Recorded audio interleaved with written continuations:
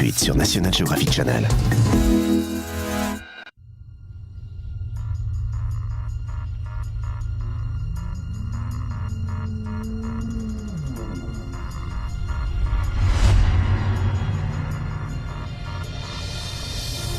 La Terre.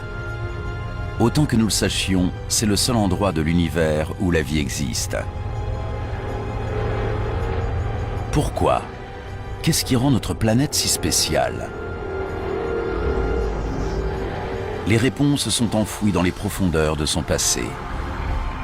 Pour les trouver, il faut repartir en arrière, voir les premiers hommes fouler le sol de la planète, étudier les collisions à l'origine des continents, faire face à de redoutables dinosaures,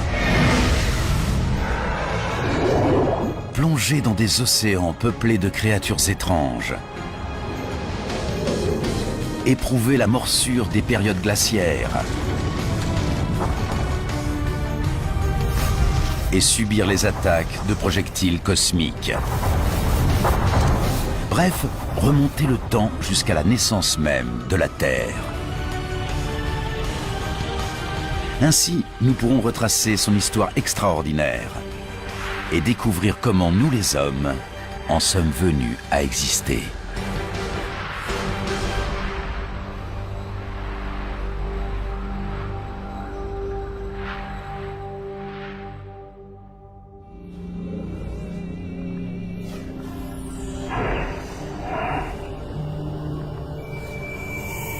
Notre voyage commence il y a près de 5 milliards d'années. Mais c'est impossible. Il n'y a aucun signe de notre belle planète bleue. Juste une étoile nouvellement née, notre Soleil, entouré d'un nuage de poussière. Nous sommes arrivés trop tôt, avant même que la Terre se soit formée.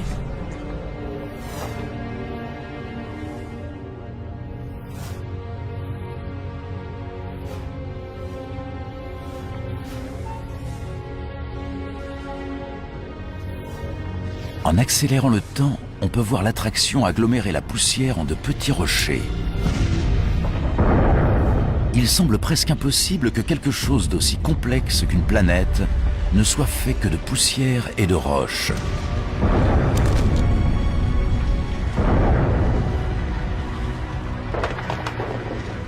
Sur des millions d'années, ces blocs se sont amalgamés pour former la Terre, simple planète parmi au moins une centaine d'autres, gravitant autour du Soleil.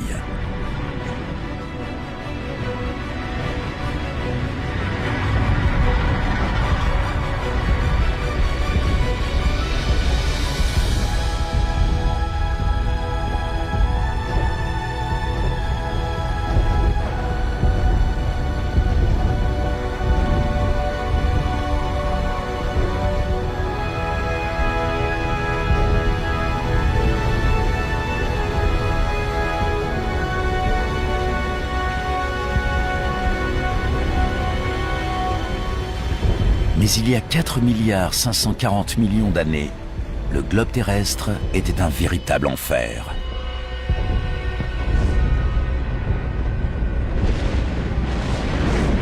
La température dépasse alors les 1200 degrés. Il n'y a pas d'air, juste du dioxyde de carbone, de l'azote et de la vapeur d'eau. Tout est si chaud, si toxique, que si nous approchions plus près, nous mourrions en quelques secondes.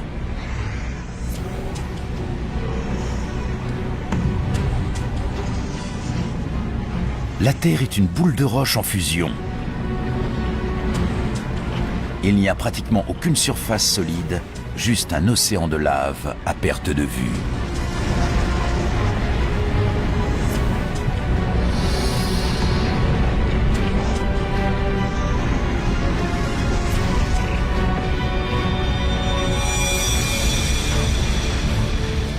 Une jeune planète appelée Theia se dirige droit sur nous.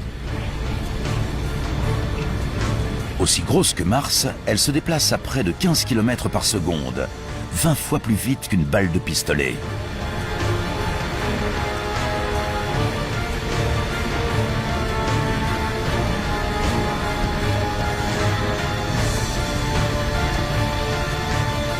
L'attraction qu'elle exerce déforme la surface de la Terre.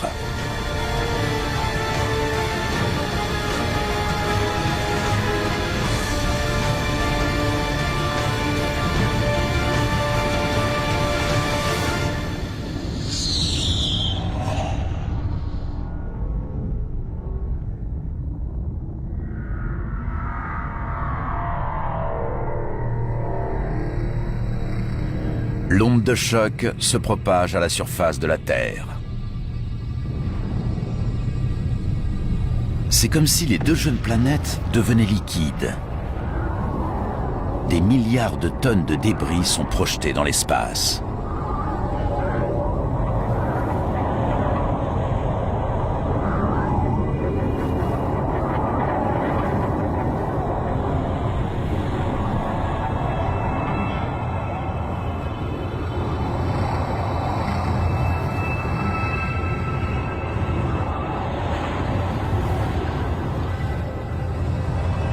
En à peine 1000 ans, l'attraction transforme les débris en un anneau de poussière et de roches brûlantes entourant la Terre.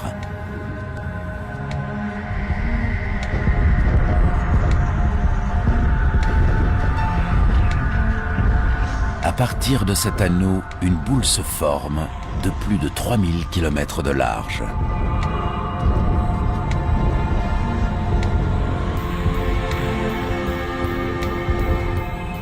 Nous assistons à la naissance de notre Lune. Elle est bien plus proche qu'aujourd'hui, à seulement 22 000 km de nous, au lieu d'environ 400 000 actuellement.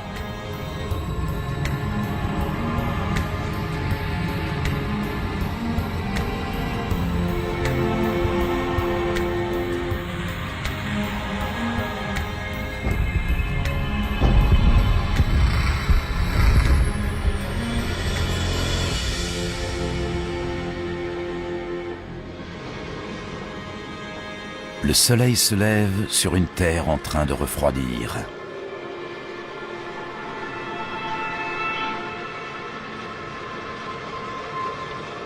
Et se couche seulement 3 heures plus tard.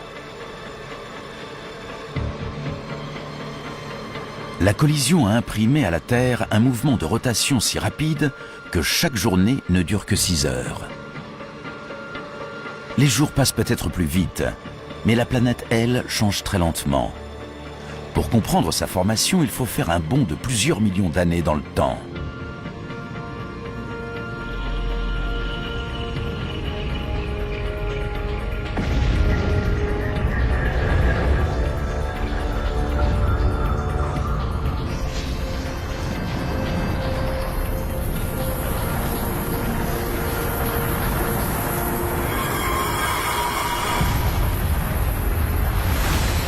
Une pluie de météorites.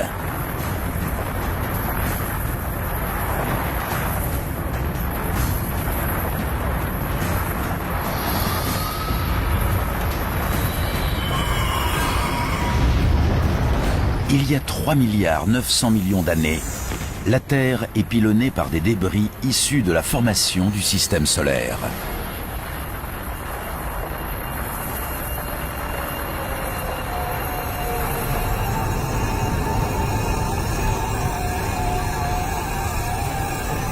Ces étranges cristaux à l'intérieur des météorites ressemblent à des grains de sel. Le même sel que vous mettez sur vos aliments. Chacun d'entre eux contient de minuscules gouttelettes d'eau.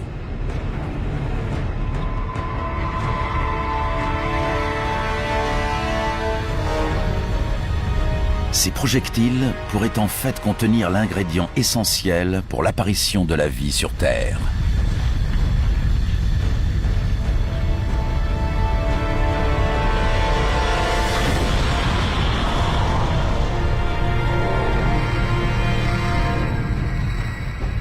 Chaque météorite ne renferme qu'une infime quantité d'eau. Mais comme le bombardement dure plus de 20 millions d'années, des flaques finissent par se former. L'eau s'accumule sur le sol. Le noyau de la Terre est toujours en fusion, mais la température à sa surface a refroidi. Et 70 ou 80 degrés c'est suffisant pour la formation d'une croûte. Cette eau est peut-être celle que nous buvons aujourd'hui. Chaque gorgée, chaque flaque, chaque goutte d'eau dans les océans actuels est vieille de plusieurs millions d'années.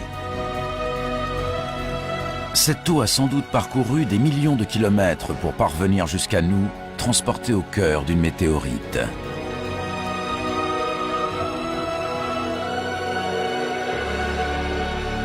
La Terre présente désormais une apparence plus familière, mais c'est toujours un endroit dangereux.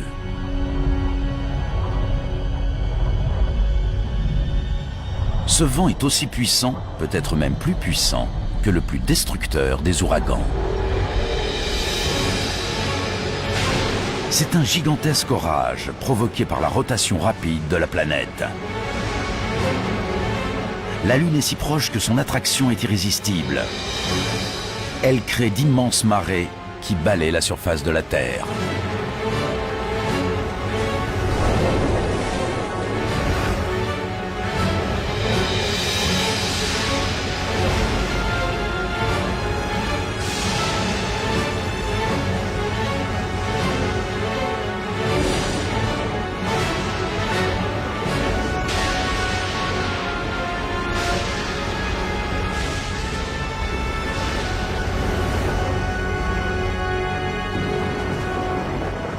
Mais peu à peu, la Lune s'éloigne.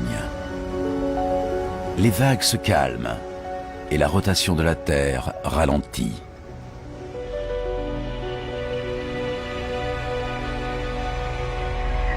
« 700 millions d'années après la naissance de notre planète, sa surface est couverte d'eau.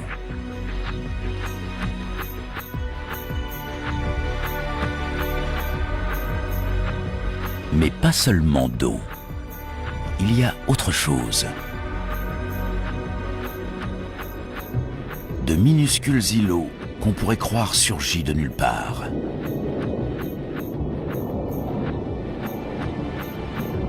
En réalité, il s'agit de roches en fusion qui jaillit à travers la croûte terrestre et monte jusqu'à la surface de l'océan.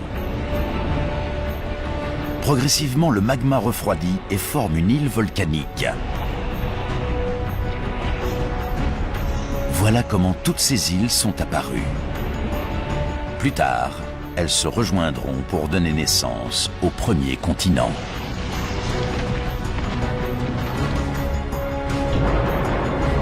Notre jeune planète possède de l'eau et des terres émergées. Elle commence à ressembler à celle que nous connaissons aujourd'hui. Mais l'atmosphère est toxique et la chaleur est terrible. Rien ne peut vivre ici.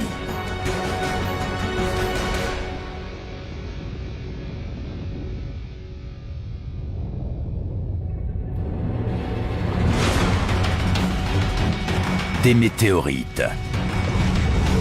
Elles s'abattent sur la Terre depuis sa formation. Mais il y a 3,8 milliards d'années, le bombardement est entré dans une nouvelle phase plus violente. Quelque chose a perturbé l'orbite de ces météorites. Elles ont déjà apporté l'eau sur Terre, mais elles renferment également autre chose.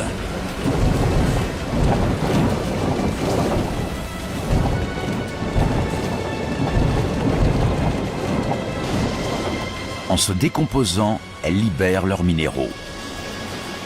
Du carbone et des protéines primitives, les aminoacides tombent ainsi au fond de l'océan.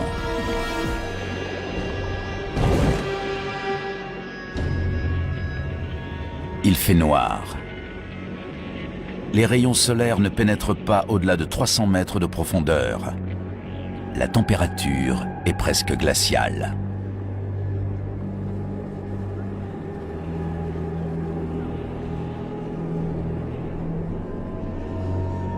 Ce doit être un mirage.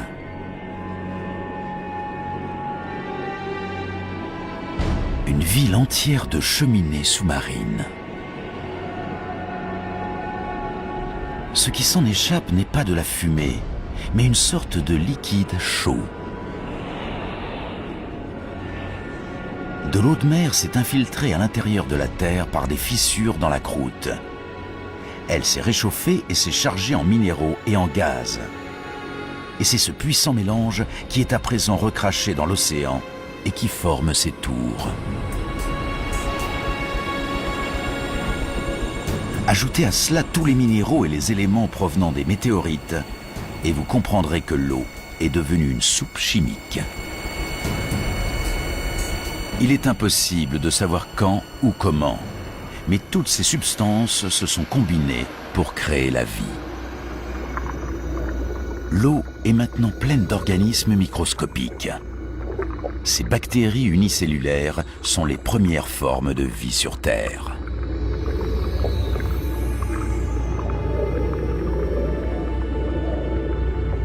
C'est un tournant dans la formation de notre planète. Une vie microscopique est née.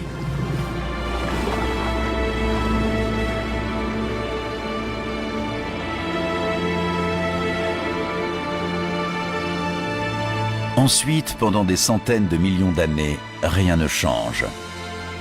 Le processus évolutif est au point mort.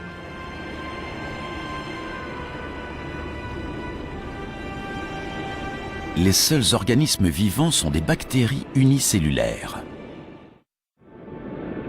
Pour trouver une forme de vie plus complexe, il faut accélérer le temps pour arriver il y a 3,5 milliards d'années dans un océan peu profond.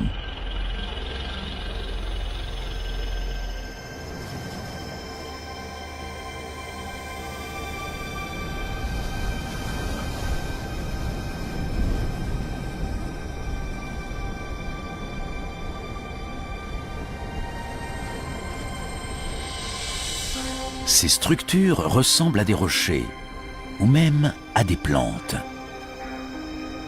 Elles paraissent pousser sur les fonds marins.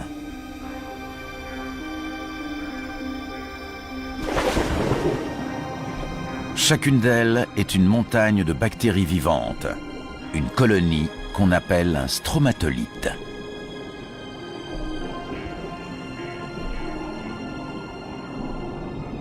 Ces bactéries transforment la lumière du soleil en nourriture. Ce processus, appelé photosynthèse, exploite l'énergie lumineuse pour transformer le dioxyde de carbone et l'eau en glucose, une forme de sucre simple comme celui que nous mettons dans notre café.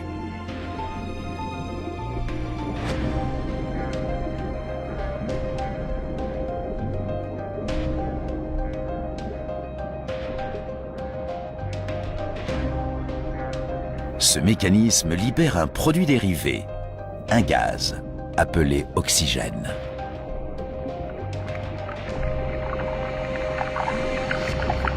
Lentement, les stromatolites remplissent les océans d'oxygène.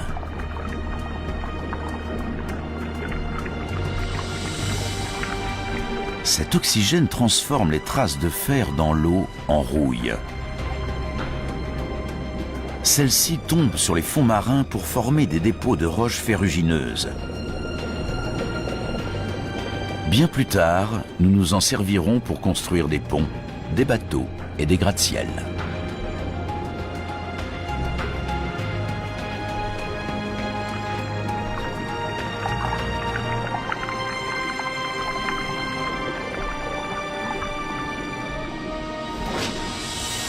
Au-dessus de l'eau, l'oxygène modifie profondément l'atmosphère.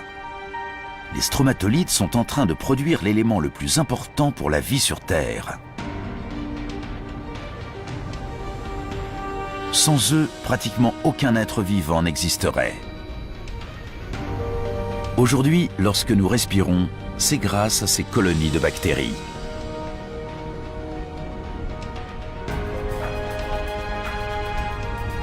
Au cours des 2 milliards d'années qui suivent, le taux d'oxygène continue à augmenter. À mesure que la rotation de la planète ralentit, les jours rallongent.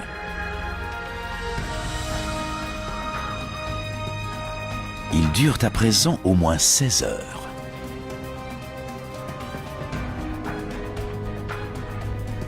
Il y a 1,5 milliard d'années, soit 3 milliards d'années après la naissance de la Terre, il n'existe encore aucune forme de vie complexe. Pas de plantes, pas de dinosaures, pas d'êtres humains. Mais la Terre a quelque chose qu'aucune autre planète ne possède. Une force qui a le pouvoir de tout changer.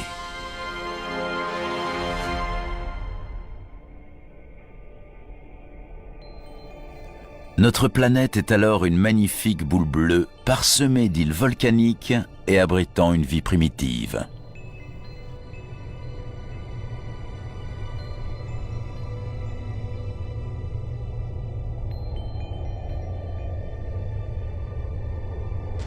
Au fil de millions d'années, la disposition de ces îles se modifie.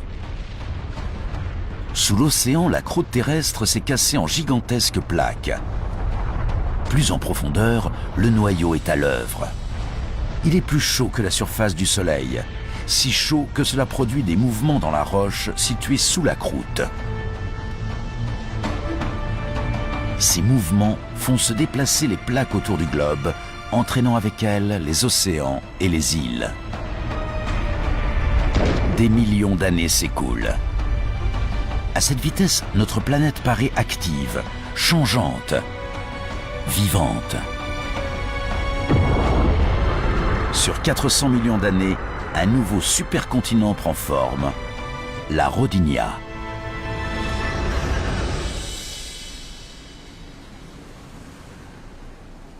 Dans les eaux peu profondes qui entourent la Rodinia, les stromatolites rejettent de l'oxygène dans l'atmosphère depuis plus de 2 milliards d'années. La température est de 30 degrés et les journées durent désormais 18 heures.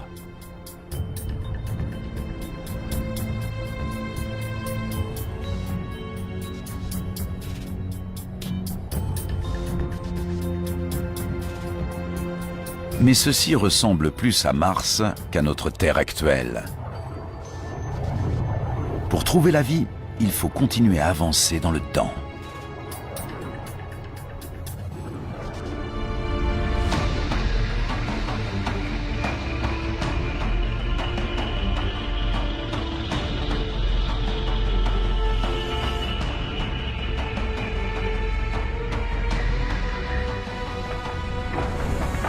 L'État de Washington, il y a 750 millions d'années. Une force venue des profondeurs brise la croûte terrestre. C'est comme si le globe était en train de se déchirer. Une seule force est assez puissante pour avoir un tel effet, la chaleur. Elle s'échappe du noyau en fusion, étirant et affaiblissant la croûte.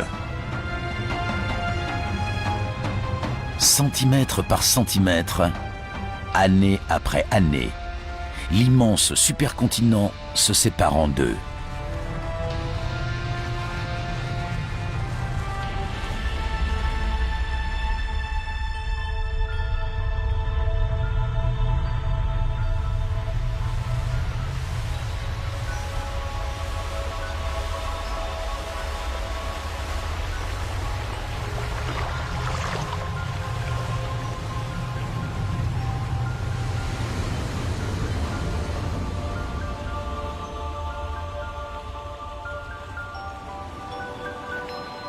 Cette activité géologique intense a donné naissance à une multitude de volcans. Ils crachent du dioxyde de carbone dans l'atmosphère. Il y a de la fumée et du gaz partout.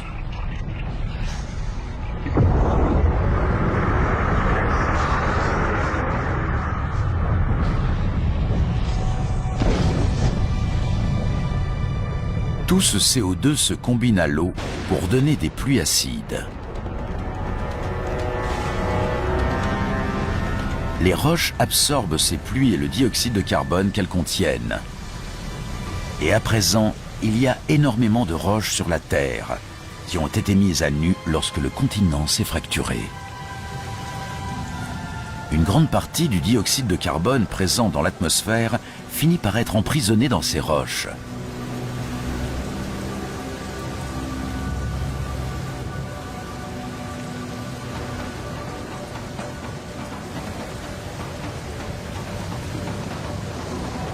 Il n'y a plus assez de CO2 dans l'atmosphère pour piéger la chaleur du Soleil à la surface de la Terre. En quelques milliers d'années seulement, la température chute à moins 50 degrés.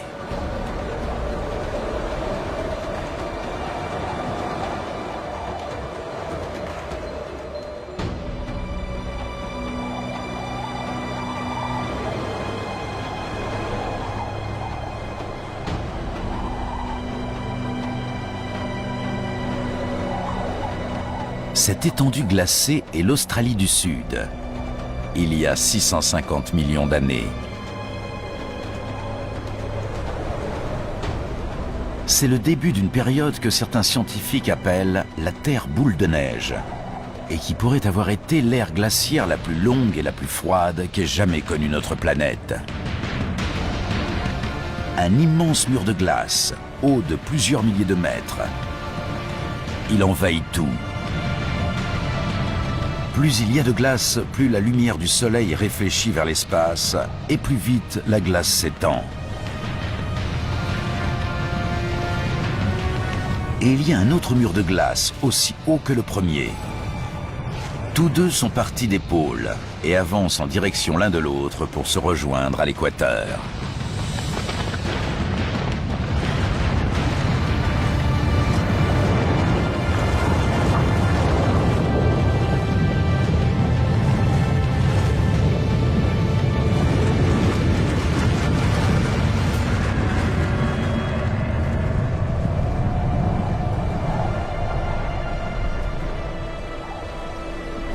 Une couche de glace mesurant jusqu'à 3 km d'épaisseur recouvre désormais l'ensemble du globe. À l'origine, une boule de feu, la Terre est devenue une boule de glace.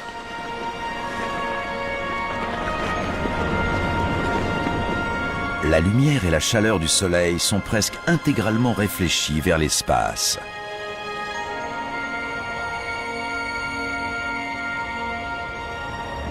Mais cela ne peut pas durer. Quelque chose doit libérer la Terre de son carcan glacé. Et à ce moment-là, qui sait si la vie aura survécu? Le globe a beau être gelé en surface, son noyau est toujours plus chaud que la surface du Soleil.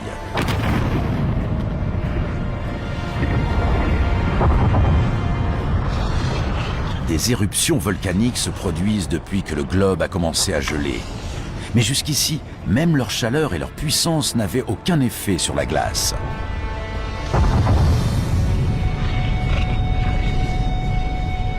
Les volcans crachent des milliards de tonnes de dioxyde de carbone. Avant la grande glaciation, les roches terrestres en absorbaient la majeure partie.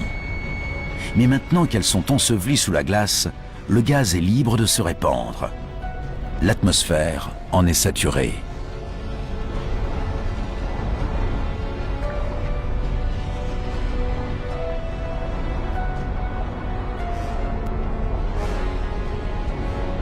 Comme une serre, le CO2 retient la chaleur du Soleil.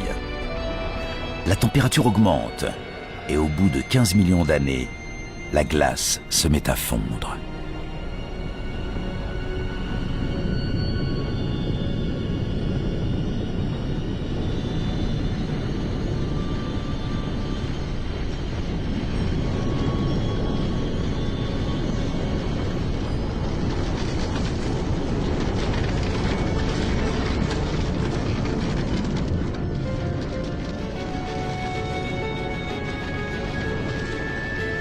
On pense que durant cette longue glaciation, le poids de la glace avait fait s'affaisser la croûte. Avec la fonte, celle-ci se redresse. Cela la fragilise et favorise l'apparition de nombreux volcans.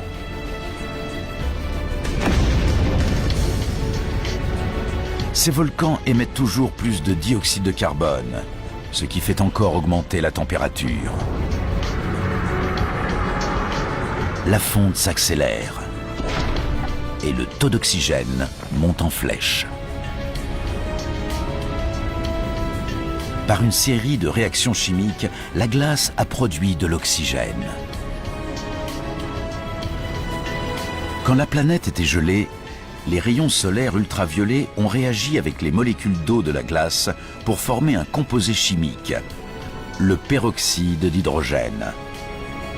Plus connu sous le nom d'eau oxygénée, c'est le produit qu'on utilise pour décolorer les cheveux. Maintenant que la glace fond, le peroxyde d'hydrogène se décompose et libère d'immenses quantités d'oxygène.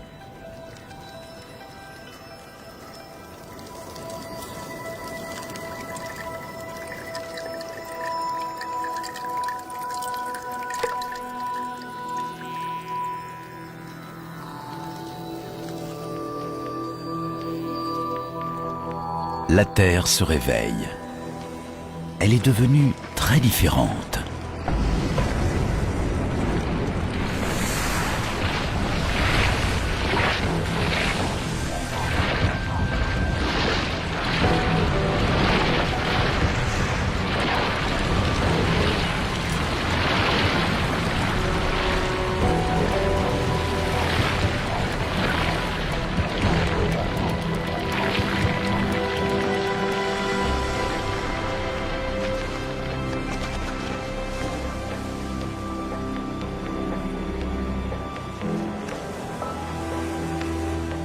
Nous voici maintenant, il y a 600 millions d'années.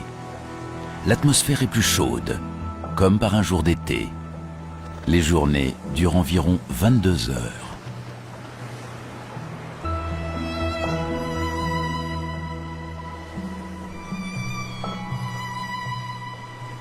Avec toute cette eau, les conditions sont idéales pour la vie.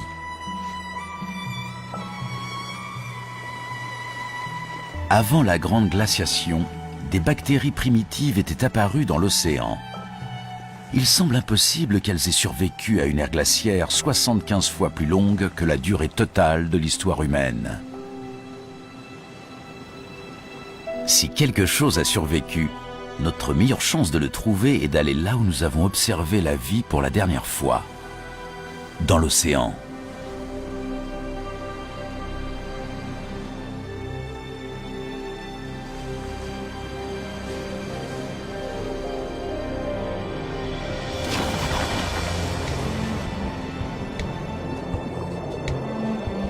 Nous sommes il y a 540 millions d'années.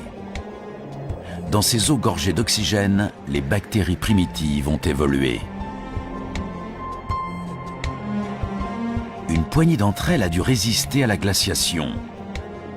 Il y a des plantes partout. Et autre chose. Cette sorte de mollusque pourvu d'une carapace s'appelle Vivaxia. Il fait partie d'une nouvelle génération d'organismes multicellulaires complexes.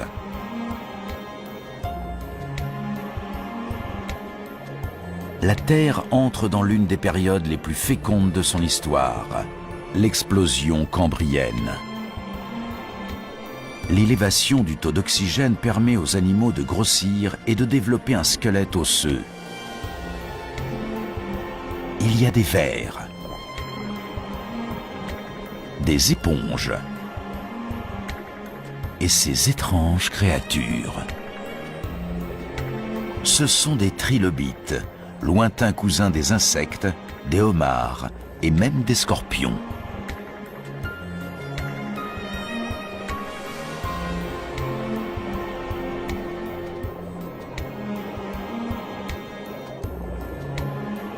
L'océan abrite une vie marine foisonnante, allant de bactéries microscopiques à un monstre comme celui-ci. Il s'appelle Anomalocaris. Il mesure environ 60 cm de long.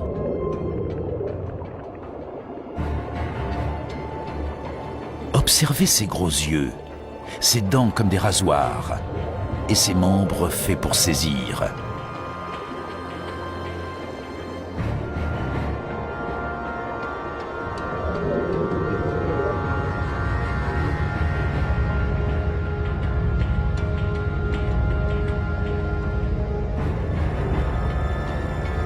Il lui suffit de choisir une proie.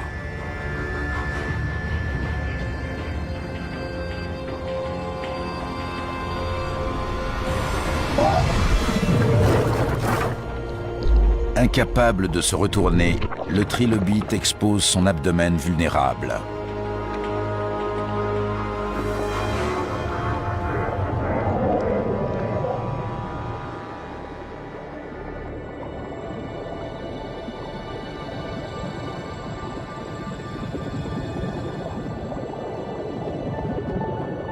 Voici à présent un groupe de picaillas.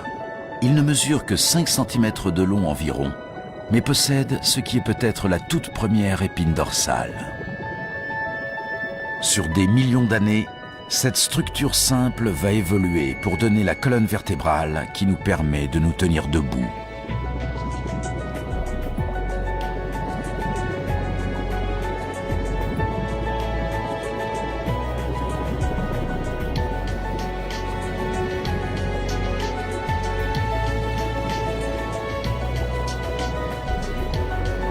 Nous avons plongé dans l'océan, nous attendant à le trouver dévasté.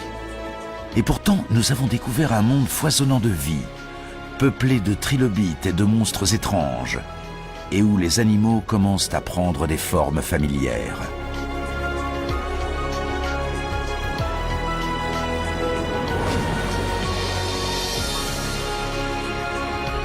Dans l'eau, il existe déjà des dizaines de milliers d'espèces végétales et animales.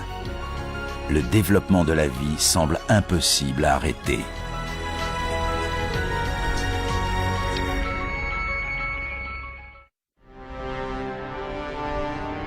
Mais qu'en est-il de la terre ferme? Nous sommes il y a 450 millions d'années et les plaques ont de nouveau bougé. Un nouveau continent est apparu, le Gondwana.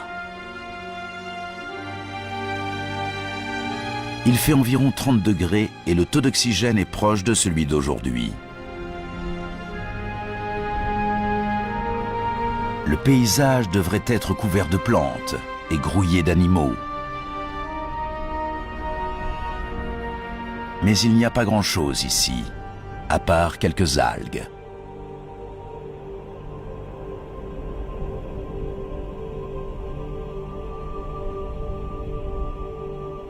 Il y a une seule explication à cela. Le soleil. Il bombarde la surface de ses rayons meurtriers.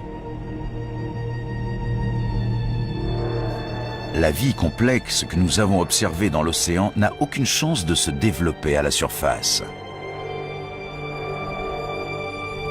Mais à 50 km d'altitude, là où les rayons pénètrent dans l'atmosphère, il se passe quelque chose d'étrange. Au contact du rayonnement solaire, l'oxygène se transforme en un autre gaz, l'ozone. Ce gaz forme une couche autour de notre planète qui absorbe les rayons meurtriers du Soleil.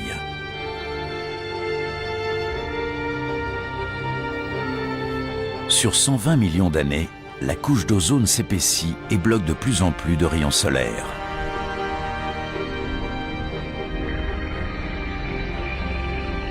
Sans elle, la vie à la surface de la Terre serait tout simplement impossible. Ainsi protégée, la vie s'épanouit.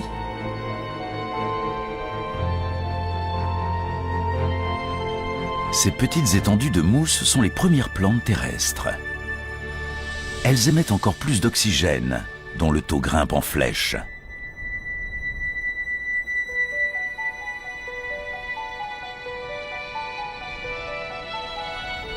Nous voici il y a 375 millions d'années.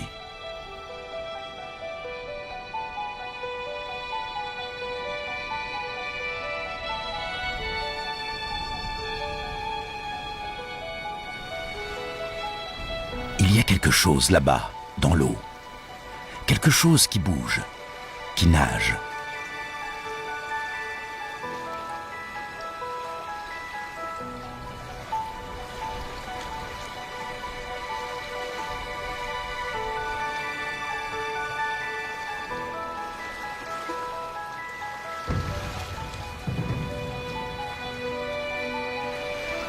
C'est un curieux poisson appelé tiktaalik.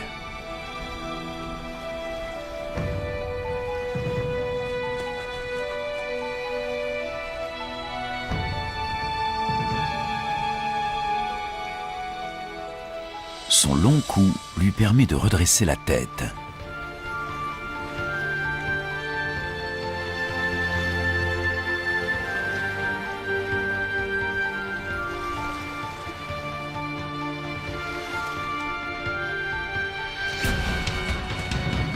Il utilise ses nageoires comme des pattes.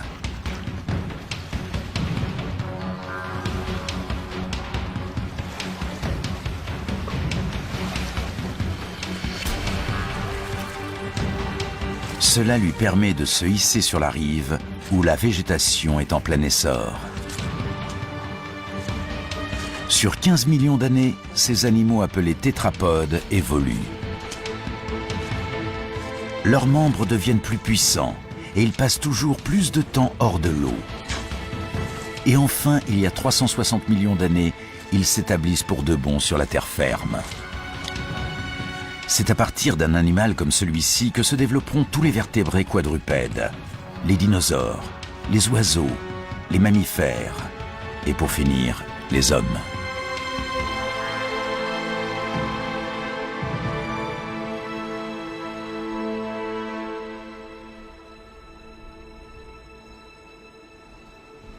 Partout, les mousses et les fougères abondent, certaines mesurant au moins 30 mètres de haut. Voici une graine portée par le vent.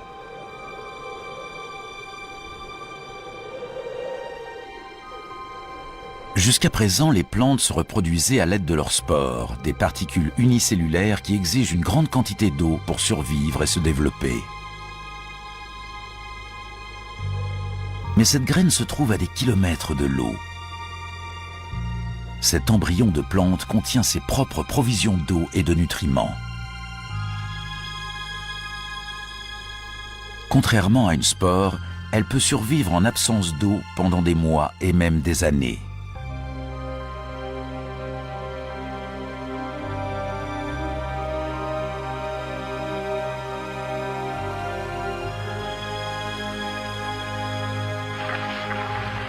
Cette humble graine propage la vie à travers la planète.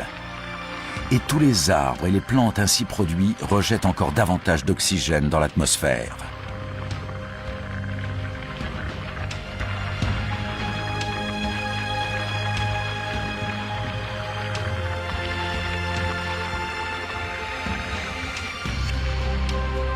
Nous pourrions respirer sur cette terre. Nous pourrions y vivre dès maintenant.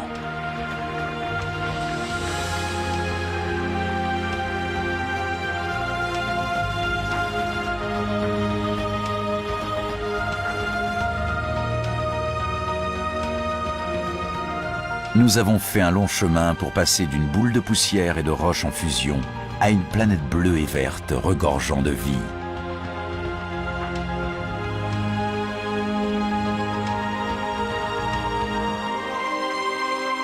Il n'y a pas encore d'êtres humains, mais des poissons, des plantes.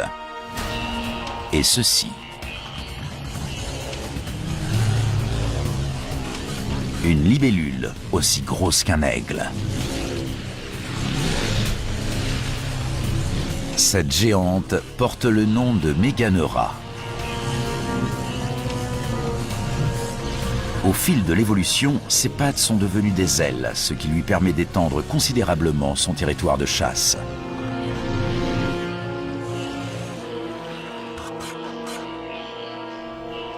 On trouve ici des mille-pattes, des araignées, toutes sortes d'insectes. Ces animaux appelés arthropodes ont été parmi les premiers à s'être aventurés sur la terre ferme. Cela fait déjà des centaines de millions d'années qu'ils sont là. Ils ressemblent beaucoup aux insectes actuels. À une grosse différence près. Comme Meganeura, ils sont énormes.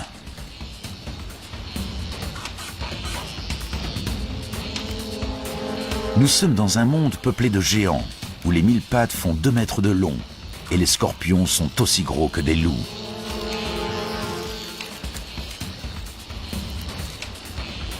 La forte teneur en oxygène permet à leur système respiratoire d'être plus efficace, ce qui libère de la place pour que leur corps grossisse. Cet animal semblable à un lézard est appelé Hylonomus. Les animaux que nous avons vus jusqu'ici pondaient leurs œufs dans l'eau. Mais ces œufs contiennent toute l'eau et les nutriments nécessaires à leur développement. Les bébés grandissent dans leur propre petite mare individuelle.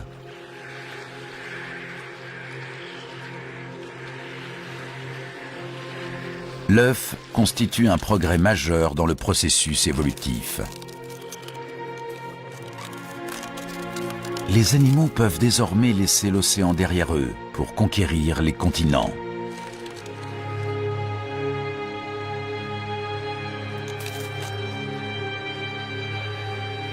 Ce bébé Hylonomus sera le fer de lance de cette avancée. C'est un nouveau type d'animal, un reptile.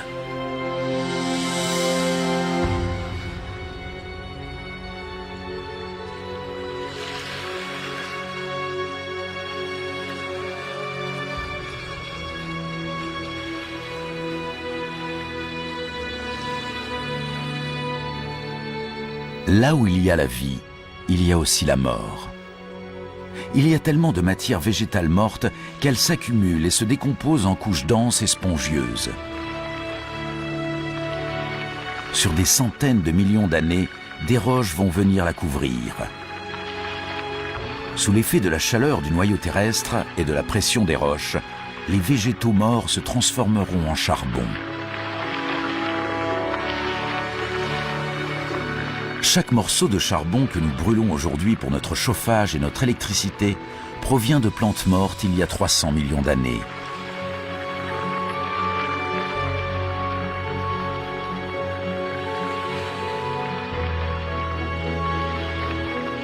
Sous la pourriture, cachée au regard, la vie frissonne. Bientôt des graines germeront, des plantes pousseront et ce paysage dénudé revivra. La vie semble bien avoir conquis la planète.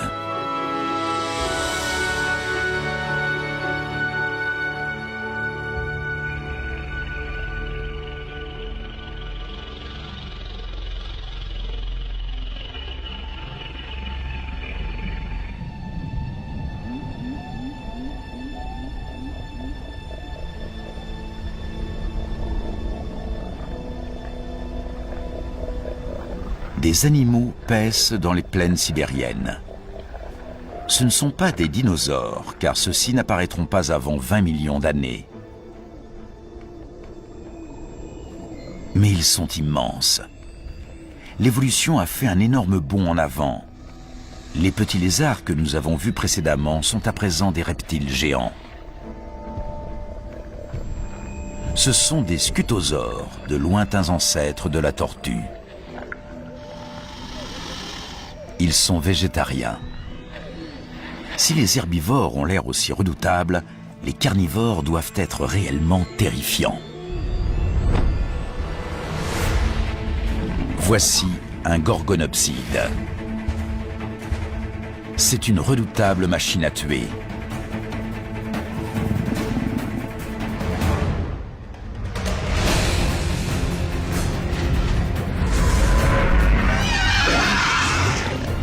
Ses longues dents acérées ont blessé le scutosaure.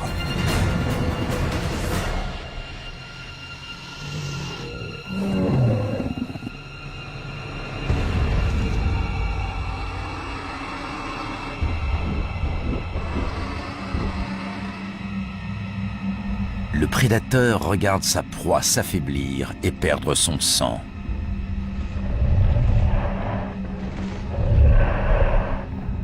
Puis, il s'avance. Mais que se passe-t-il? Il recule. Il se passe quelque chose d'étrange. Le sol devient brûlant.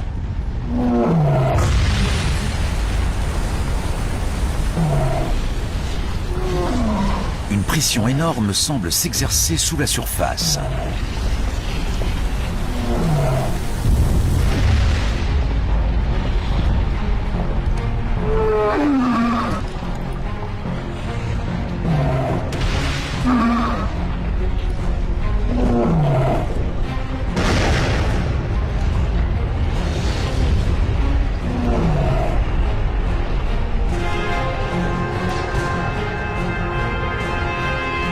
Cette lave ne provient pas d'un unique volcan.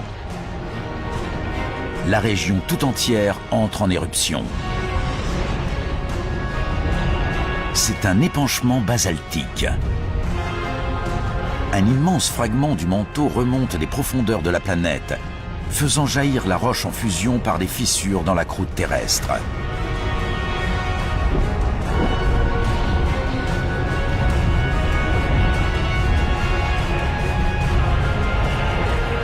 Le paradis autrefois luxuriant n'est plus qu'un enfer dévasté. Les scutosaures et les gorgonopsides sont morts. Ce sont les premières victimes de la plus grande extinction de masse que le monde ait connue, l'extinction permienne.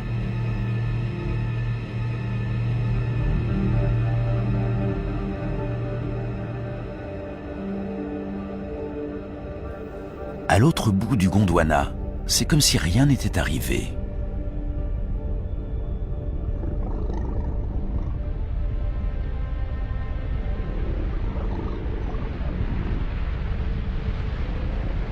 Il neige. Pourtant, la température est d'environ 20 degrés. Ce n'est pas de la neige, mais de la cendre provenant des éruptions survenues à 16 000 km de là.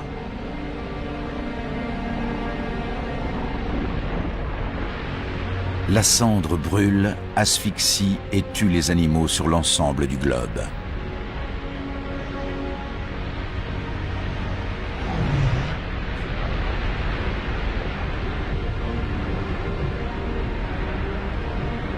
L'atmosphère est saturée de dioxyde de soufre. Avec la pluie, ce gaz se transforme en acide sulfurique qui brûle tout sur ce quoi il tombe.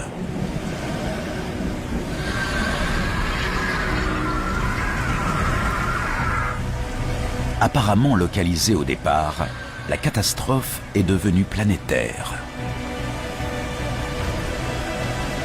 Les éruptions sibériennes font augmenter le taux de dioxyde de carbone.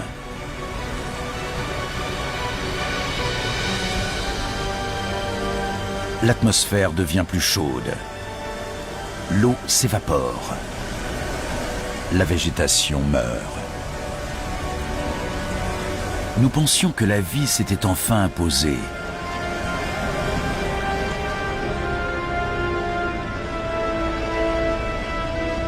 Apparemment, nous avions tort.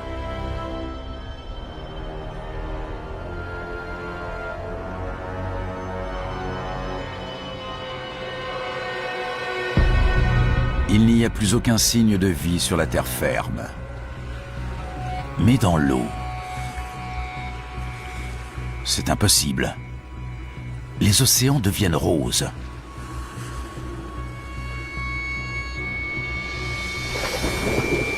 Et les plantes, les trilobites, les prédateurs, tout a disparu. Tout, sauf ces algues roses. La hausse de la température atmosphérique a dû réchauffer les océans et les priver d'oxygène.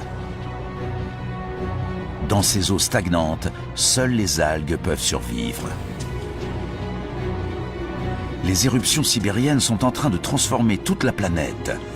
Rien, pas même l'océan le plus profond, n'est à l'abri.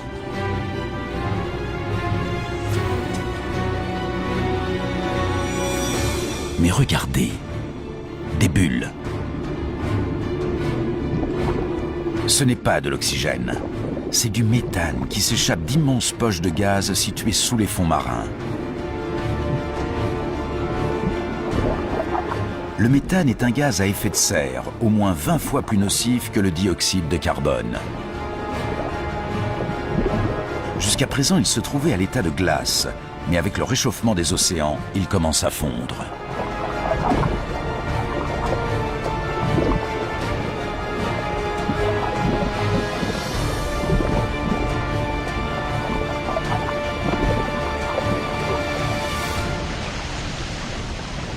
Émis dans l'atmosphère, le méthane fait grimper encore plus la température. Elle atteint désormais près de 40 degrés, soit 6 degrés de plus qu'avant les éruptions sibériennes.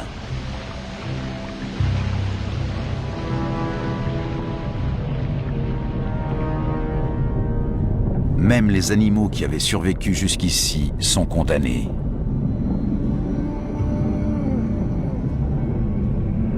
Cela fait 500 000 ans que les éruptions ont commencé. Et durant ce demi-million d'années, la lave n'a cessé de se déverser. Elle couvre à présent une région de la taille des États-Unis, avec une couche de roches en fusion de près de 6 km d'épaisseur.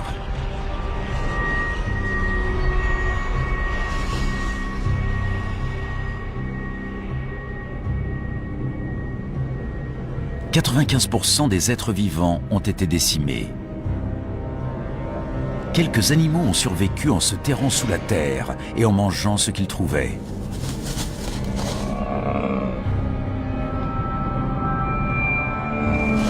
Tout le reste est mort.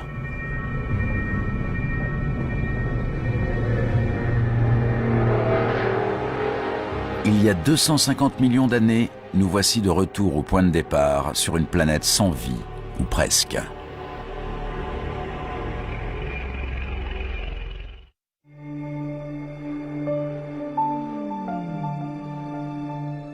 Cela fait maintenant 50 millions d'années que la vie sur Terre a été presque anéantie et la planète s'est transformée.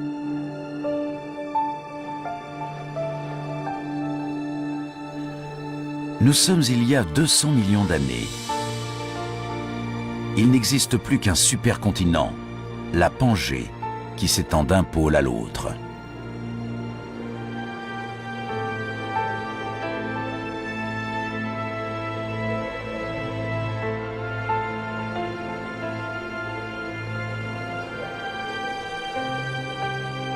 Après le traumatisme de l'extinction massive, la planète est en voie de guérison.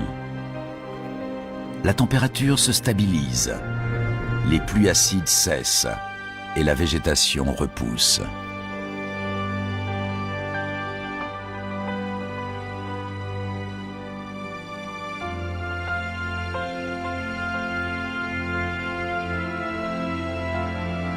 Après la disparition de 95% des êtres vivants, la voie est libre pour l'apparition d'une nouvelle espèce. Elle dominera la planète comme aucune autre avant elle ou depuis.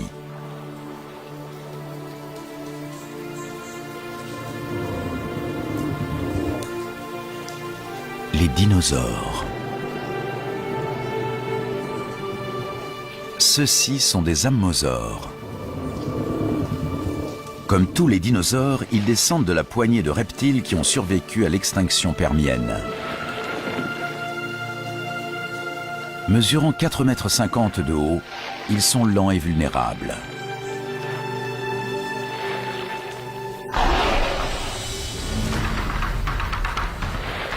Un dilophosaure. Pardon, 2.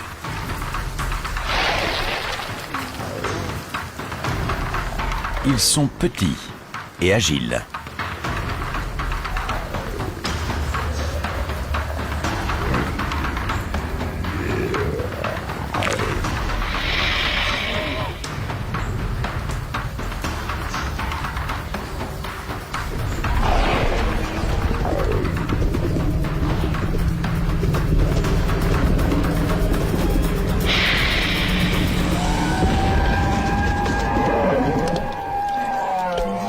L'ammosaure est un repas trop gros pour un dilophosaure, mais pas pour deux.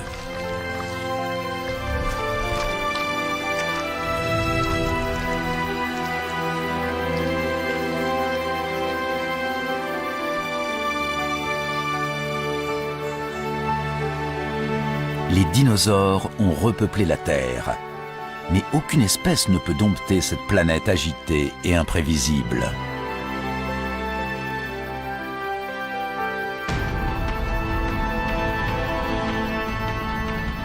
Ici, la croûte terrestre s'amincit. Elle laisse passer de la lave.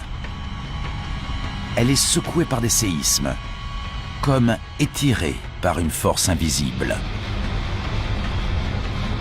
Et la même chose se produit tout au long de ce qui deviendra la côte est de l'Amérique du Nord.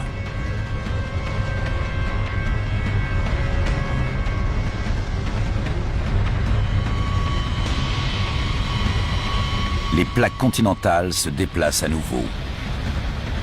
Il y a 190 millions d'années, le supercontinent appelé la Pangée se disloque.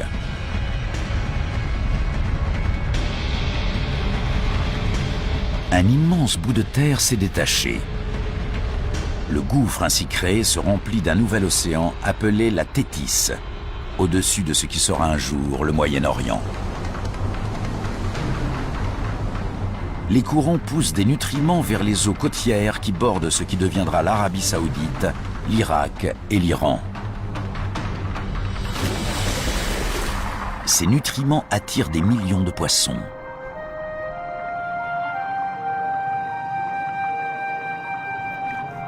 Mais tout ce qui est vivant finit un jour par mourir. Le plancton et les poissons morts tapissent les fonds marins.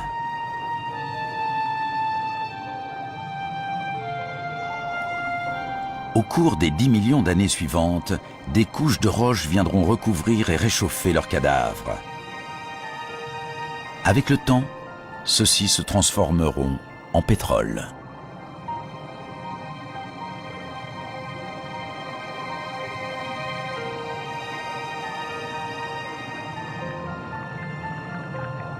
Chaque litre d'essence dans nos voitures, chaque morceau de plastique, la peinture sur nos murs, la moquette sous nos pieds, même le savon avec lequel nous nous lavons, presque tous ces produits trouvent leur origine dans ce processus.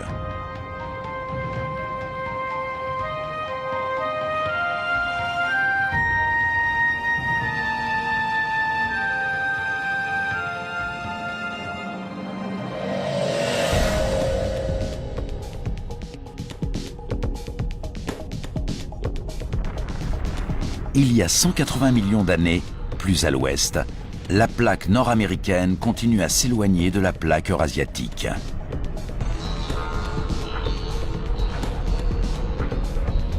La progression est lente, environ 2,5 cm par an, le rythme auquel poussent nos ongles.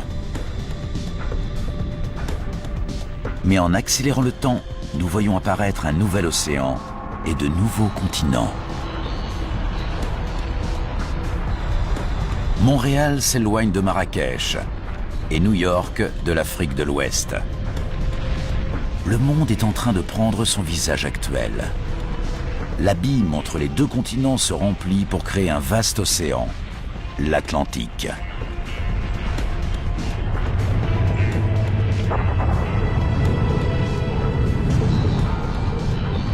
Et là, au milieu, un volcan. Nous avons déjà vu les plaques se déplacer. Nous savons que cela est dû à des mouvements qui se produisent en profondeur sous la croûte. C'est le même processus qui se déroule en ce moment même sous nos yeux.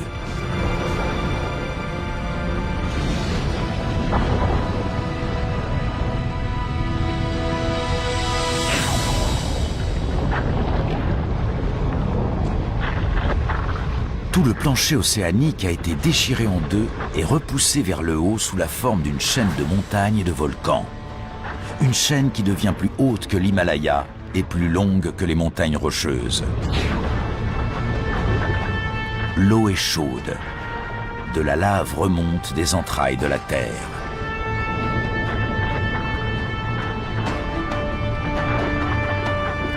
En refroidissant, elle crée une nouvelle chaîne de montagnes volcaniques et un nouveau plancher océanique. C'est cela qui fait se séparer les plaques continentales et donne à notre planète une nouvelle physionomie.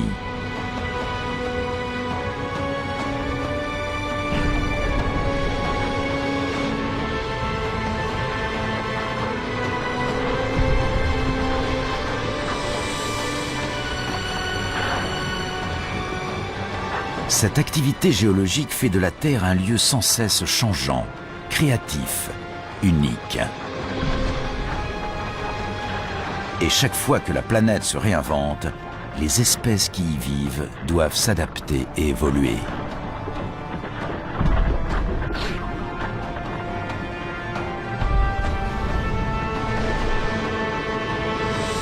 Des espèces comme celle-ci par exemple, les ichthyosaures. Leurs ancêtres reptiles vivaient sur la terre ferme, mais ils ont changé en même temps que la planète. Ils ont développé des nageoires et investi le jeune océan Atlantique.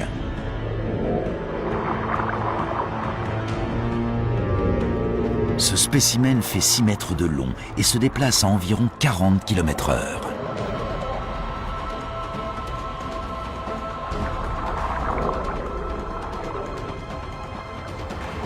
C'est le plus rapide des animaux marins, le plus efficace des prédateurs, et il règne sur les océans depuis 50 millions d'années.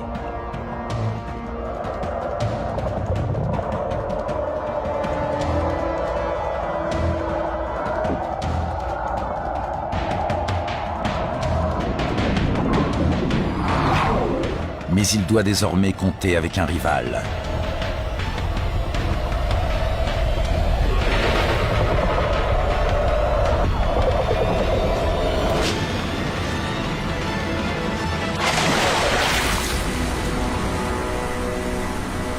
Un pliosaure.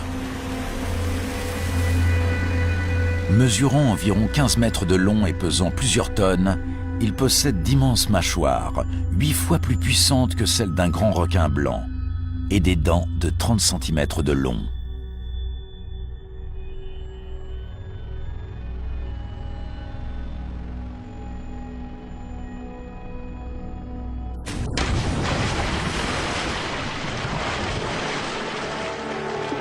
La terre et les animaux qui y vivent sont devenus méconnaissables. Là où se trouve l'océan Atlantique, s'étendait autrefois la terre ferme. C'est ici même que nous avons vu des ammosaures brouter et des dilophosaures traquer leur proie.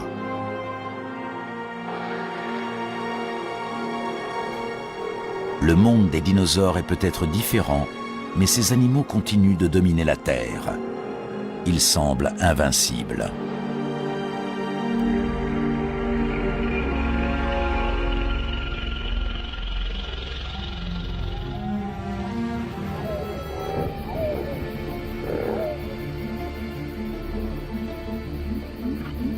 Cet animal, qui ressemble à une musaraigne, descend du petit nombre de mammifères qui ont survécu à l'extinction massive 185 millions d'années plus tôt. Il constitue une proie pour les dinosaures. C'est pourquoi la plupart des mammifères vivent dans les arbres ou sous terre et ne sortent que la nuit. Ils ne représentent aucune menace pour les dinosaures.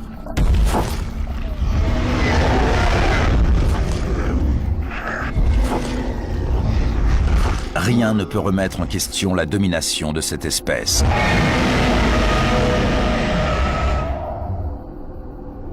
En tout cas, rien sur Terre.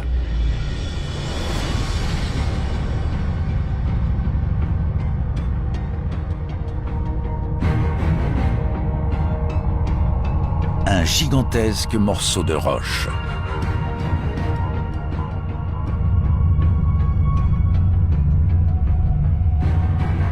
Cet astéroïde mesure une dizaine de kilomètres de diamètre. Verticalement, il serait plus haut que le mont Everest.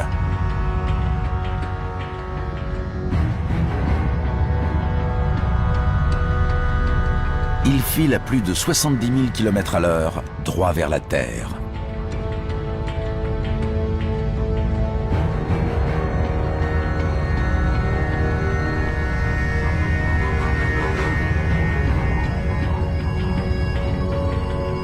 Il se dirige vers le golfe du Mexique, juste au large de la péninsule du Yucatan.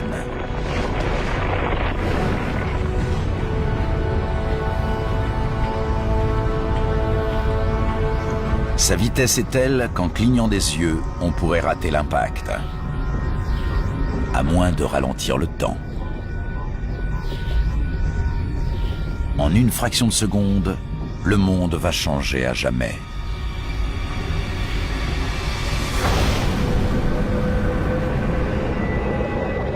Au moment de l'impact, l'autre extrémité de l'astéroïde se trouve encore à près de 11 000 mètres d'altitude, aussi haut qu'un avion de ligne.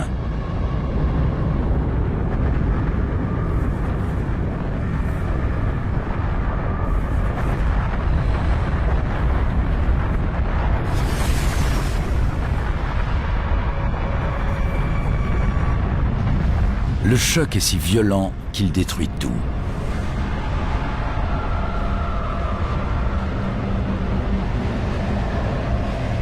L'astéroïde lui-même est instantanément pulvérisé.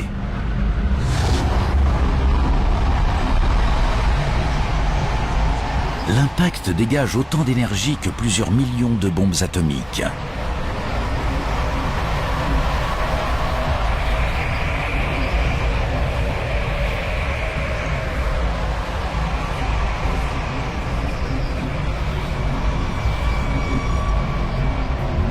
Rien n'est épargné, pas même le ciel. Certains de ces blocs sont aussi gros que des pâtés de maison.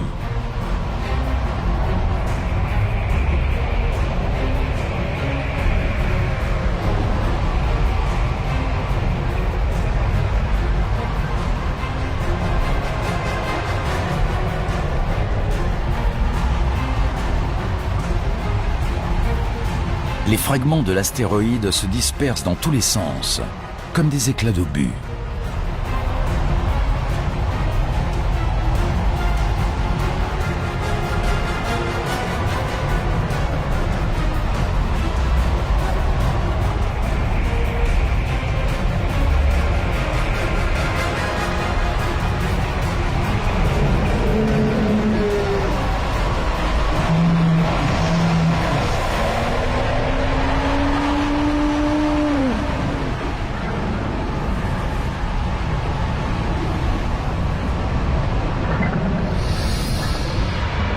Quelques minutes après la collision, à des milliers de kilomètres du point d'impact, la Terre est bombardée de toutes parts.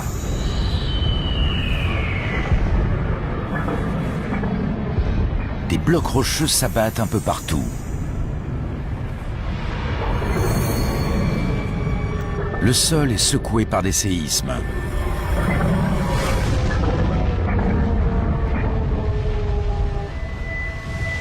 Des tsunamis ravagent les côtes.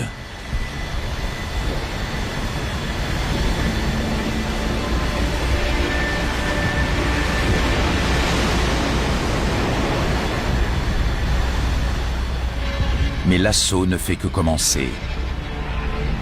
Le panache de poussière et de roches en fusion s'étend et engloutit la planète. Le ciel semble prendre feu.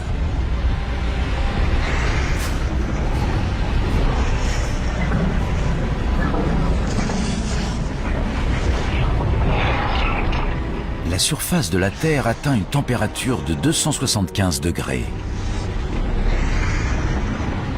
La végétation s'enflamme spontanément.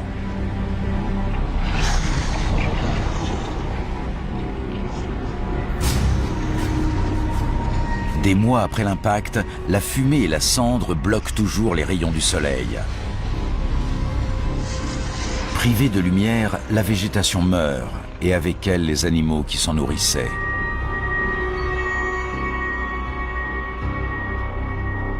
Après une telle catastrophe, difficile d'imaginer que quoi que ce soit ait pu survivre.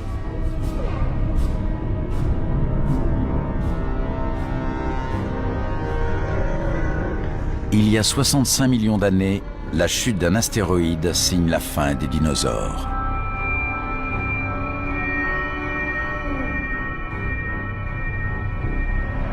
Leur règne, qui durait depuis 165 millions d'années, est terminé.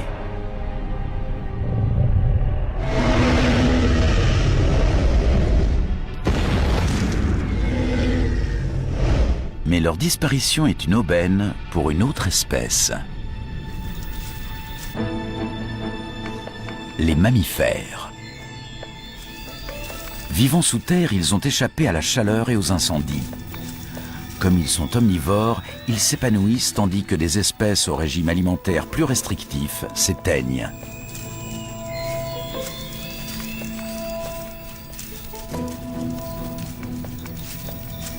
Ces animaux deviennent les héritiers improbables de la couronne des dinosaures.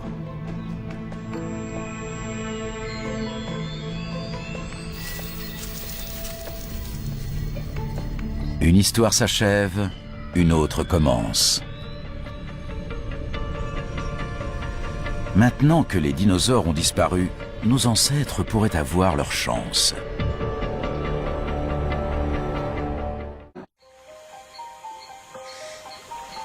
Les dinosaures sont morts depuis longtemps. La planète est paisible.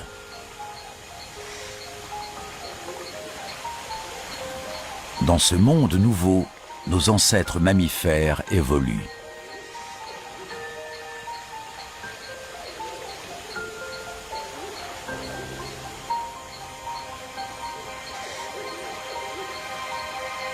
Nous sommes il y a 47 millions d'années.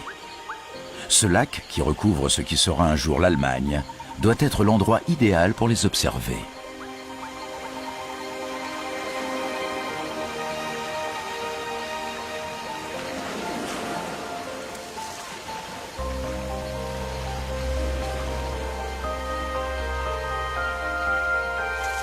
Ce mammifère est différent de ceux que nous avons vus jusqu'à présent. Il a des yeux et un cerveau plus grands. Il a pour nom Darwinius massilae et pour surnom Ida.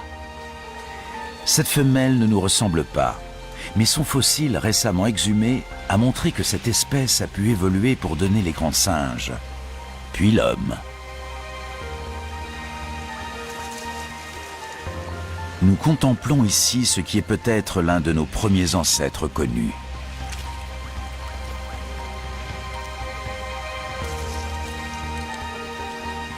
Ce lac se trouve sur un cratère volcanique qui émet des gaz nocifs.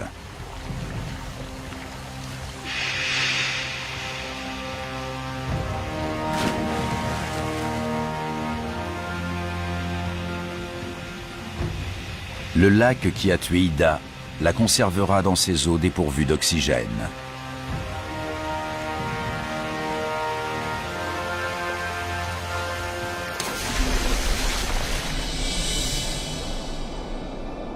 Un jour, quand l'eau aura disparu et qu'Ida se sera fossilisée, nous la découvrirons et nous reconnaîtrons dans ce primate primitif ce qui est peut-être le tout début de notre propre histoire, celle de la vie humaine.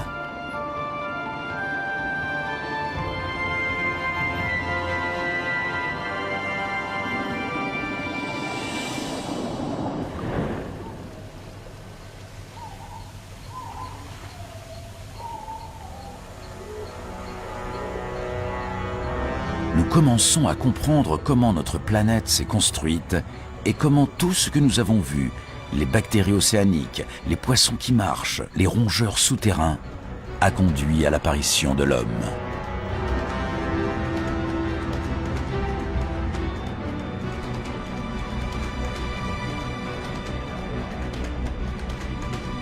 Il y a 47 millions d'années, l'atmosphère ressemble beaucoup à la nôtre.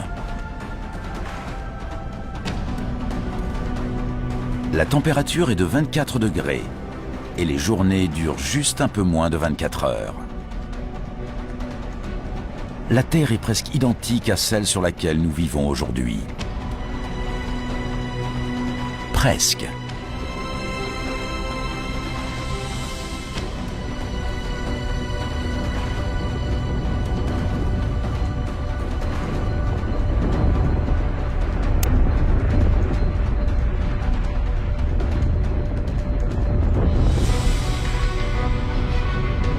Les plaques ont continué à se déplacer, entraînant avec elles les continents. L'Inde avance au nord, vers l'Asie.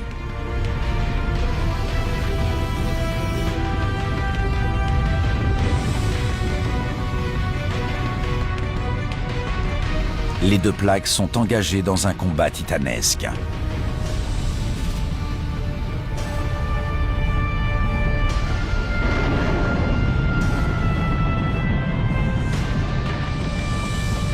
Aucune ne gagne le duel, et toutes deux commencent à se déformer. Ce qui était jusque-là le plancher océanique se tord et s'élève sur 2500 km de long.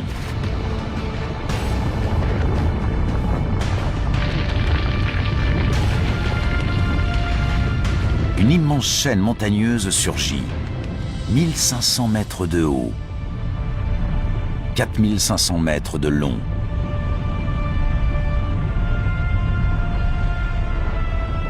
Elle finit par atteindre plus de 8000 mètres de haut.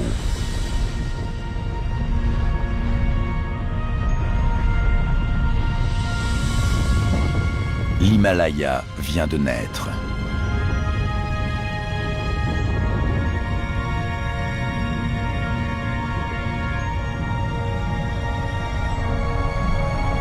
Et voici le sommet le plus haut du monde, le mont Everest.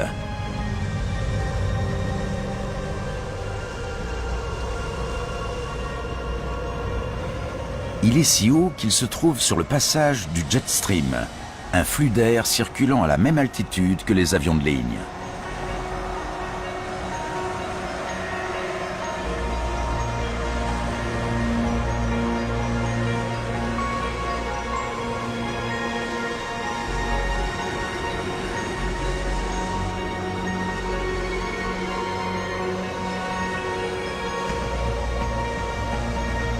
La fonte des neiges de l'Himalaya alimente de puissants fleuves.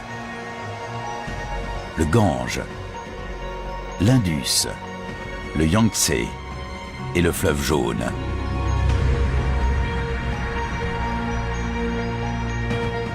L'Himalaya est comme un gigantesque château d'eau. Un jour, ces fleuves fourniront en eau près de la moitié de la population mondiale.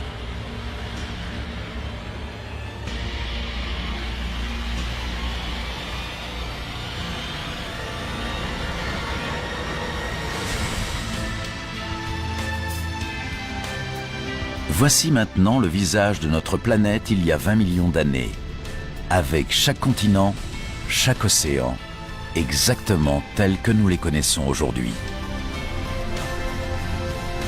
Mais il manque quelque chose. Nous, la race humaine. Pour que l'homme puisse apparaître, quelque chose quelque part doit changer.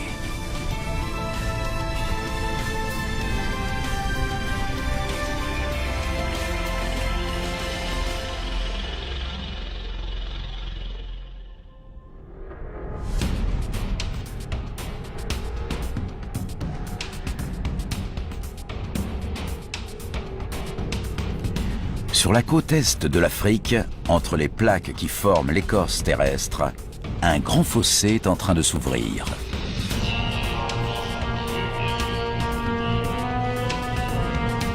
Il s'étire sur près de 6000 km.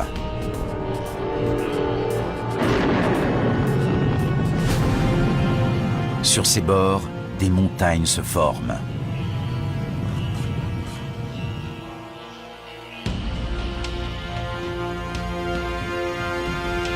Là, on dirait un singe, pas un homme. Il pourrait rester dans ses arbres à jamais, mais son monde est en train de changer.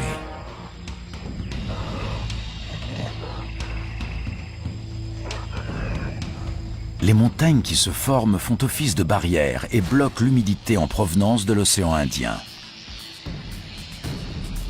Il fait de plus en plus chaud et sec. La luxuriante forêt pluviale fait place à une savane aride. Ce climat plus chaud détruit l'habitat de ces animaux.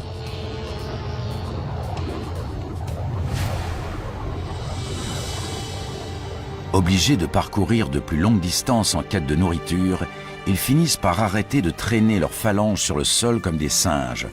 Ils se redressent et adoptent la marche bipède. C'est l'étape la plus importante de l'histoire de l'humanité. Cette chaîne de montagnes qui borde la côte est de l'Afrique est peut-être la raison pour laquelle nous marchons sur nos deux jambes.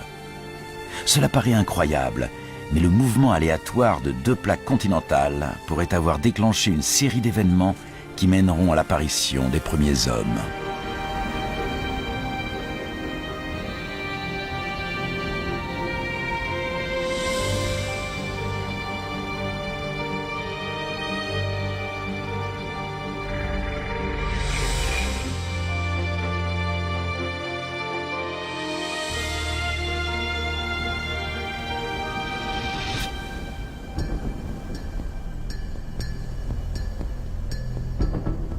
Un homme et un enfant.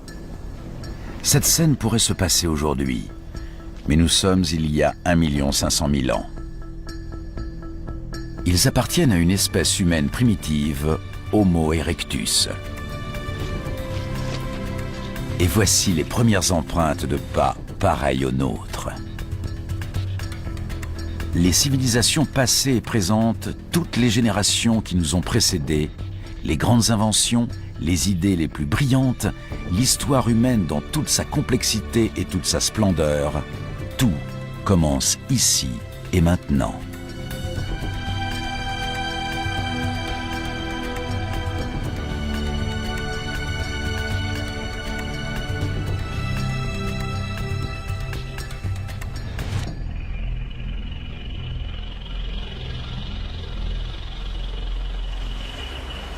Le climat change à nouveau. Il y a 70 000 ans, le niveau de la mer diminue. Le fossé entre l'Afrique et l'Arabie se rétrécit pour ne plus faire que 13 km.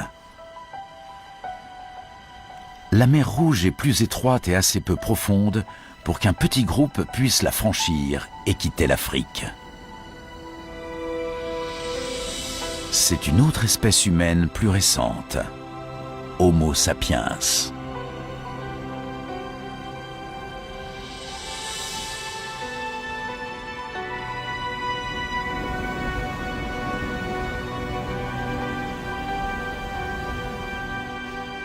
Ils ont réussi à traverser.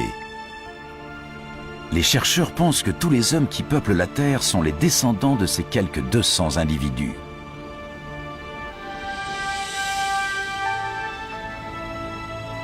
Au fil du temps, nos ancêtres se multiplient et colonisent l'Inde, l'Asie et l'Europe.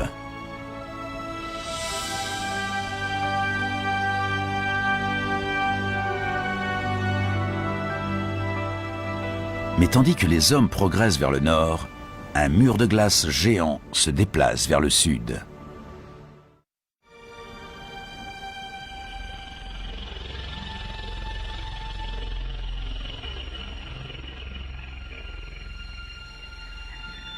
L'Europe, il y a 40 000 ans. Nos ancêtres Homo sapiens qui arrivent ici trouvent un monde en rapide évolution. Il commence à faire plus froid. On devrait être en plein cœur de l'été, mais la végétation est gelée et les rivières sont couvertes de glace.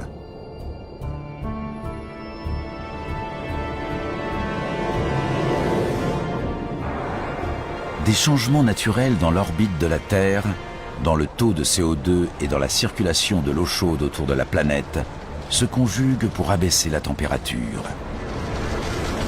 La Terre entre dans une période glaciaire. Des glaciers hauts comme des gratte-ciel s'étendent sur l'hémisphère nord, au rythme de 30 cm par jour. Lents et puissants, ils sculptent le paysage à mesure qu'ils avancent, creusant de grandes dépressions. La planète n'aura plus jamais la même apparence.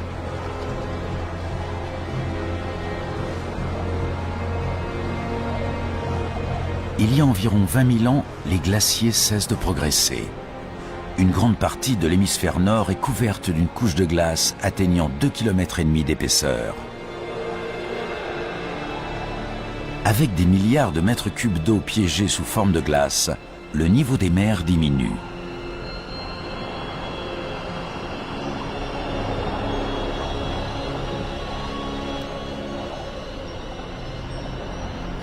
Il y a 20 000 ans, une bande de terre émerge de l'océan entre la Sibérie et l'Alaska.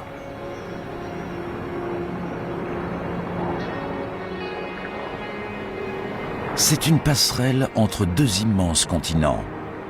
Un passage qui conduit l'homme de l'Asie à un nouveau monde, l'Amérique. C'est le dernier grand continent à être colonisé, la dernière grande migration humaine.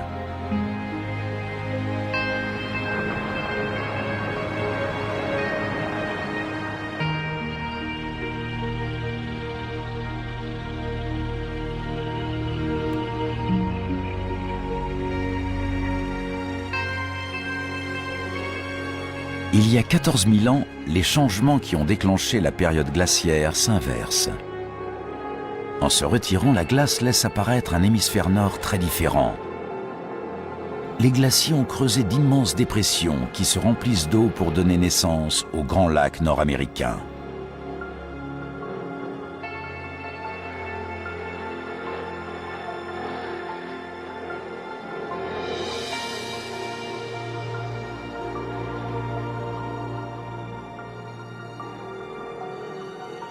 Il y a 6 000 ans, la glace se retire jusqu'au pôle, autour de l'Arctique et de l'Antarctique.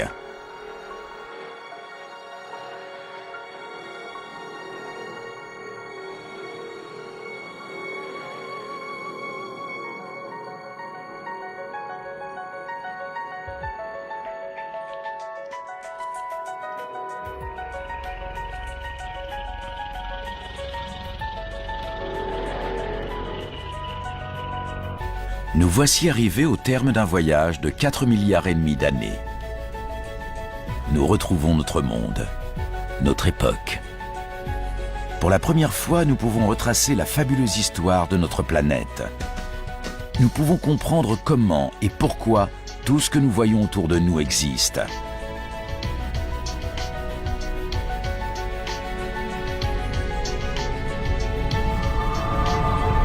Le ciel au-dessus de nos têtes. L'eau, ingrédient essentiel de la vie. Le sol sous nos pieds.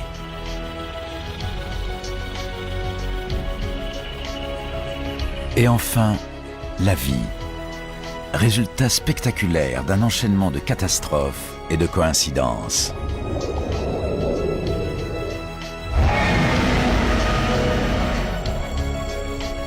Chaque succès, chaque désastre est un pas sur le chemin qui mène ici, jusqu'à chacun de nous, aujourd'hui.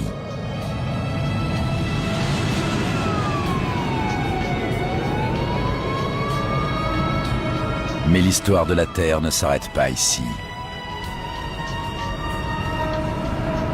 Beaucoup de choses sont arrivées, mais bien d'autres sont à venir. La Terre vivra encore au moins 4,5 milliards d'années. Tout ce que nous avons vu lors de notre voyage n'est que la moitié de l'histoire. Imaginez quelle merveille, quelle terreur, quelles étranges créatures attendent encore notre planète en constante évolution.